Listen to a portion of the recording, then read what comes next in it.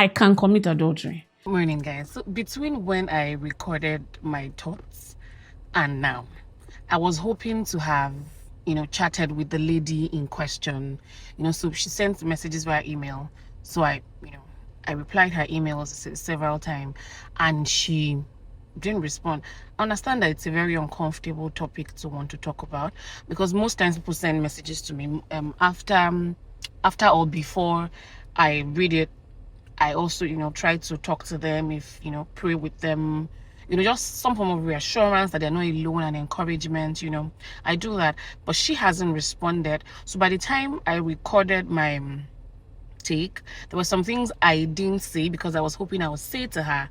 So I don't know if it's okay to just hope that she reads this or she listens to this, you get.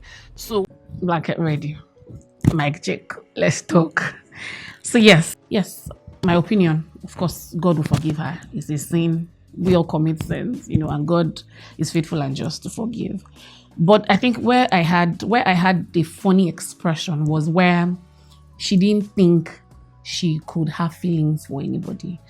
Initially, I wanted to just judge her. I'm not judging her from the point that, oh, she committed adultery and I can't commit adultery. That's not true. I can commit adultery. Everybody can commit adultery. If somebody asks me now, can you cheat on your husband? The question is, yes, I can. But what I will just do is put measures in place so I won't. Do you get the semantics? Can you cheat on your husband? Yes. The minute you know there's a possibility that you can, because even for Jesus to be tempted, everybody can be tempted. And because we are human, we can fall for this temptation. But if you know you can fall for this temptation, it makes you have your guards, up. Earlier when I got married, I didn't even have those guards up. I was just living my life good lucky. But right now I know more. I can.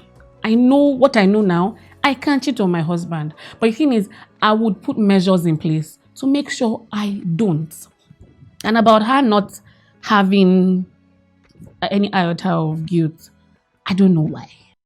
Yeah, going back to the comment section where people mentioned why is she not feeling guilty, it must be a situation of what is happening in the house.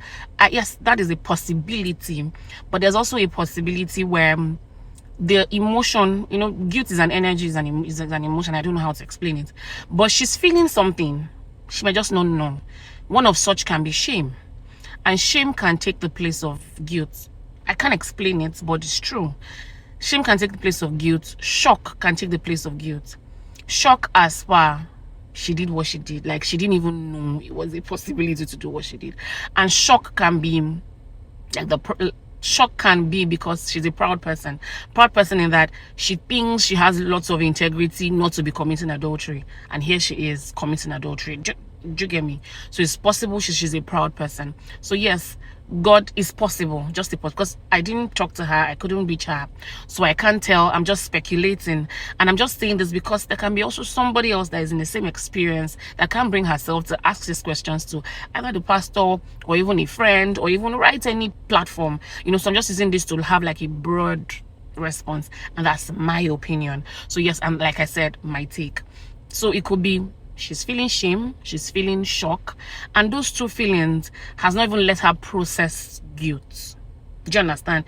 Bear in mind, I'm just reading this out now, but she wrote this to me the next day it happened. For her to be writing that message the next day it happened, there's something she's feeling. She doesn't think it's normal. She doesn't think it's okay. She thinks it's okay. She won't be as disturbed to ask somebody. So there's something she's feeling. I feel she's not processed her thoughts quite well, but I know there's shame, there's shock. So process your thoughts. Talk to your pastor. I don't, of course, talking to your husband, I don't know. Somebody engaged me personally and talked about how that why doesn't she want to tell her husband? Ultimately, of course, she knows what she did is wrong, and that she should tell her husband. And I'm like, yes, there's a part of confession that is selfish. I didn't want to address it earlier, but I think I should just address it now. And I'm not necessarily addressed. It's not like an address. I'm putting my opinion out there. In the comment section, it can be corrected. Yes, there's that part of restoration that has to do with, confessing and, there's that part. But there's also the part where the guilt of what you did is eating you up. And you only confess because you want to dump that the energy of guilt and the feeling of guilt, you want to dump it on somebody else. There's that part. So yes, that's why I said she's going to tell her husband she should walk it with her pastor. Let her pastor know when and if she should tell her husband, and her pastor most likely would know her husband and know if that kind of information will ruin the man or will make the marriage better. There's no reason why you should commit sin and not feel guilty.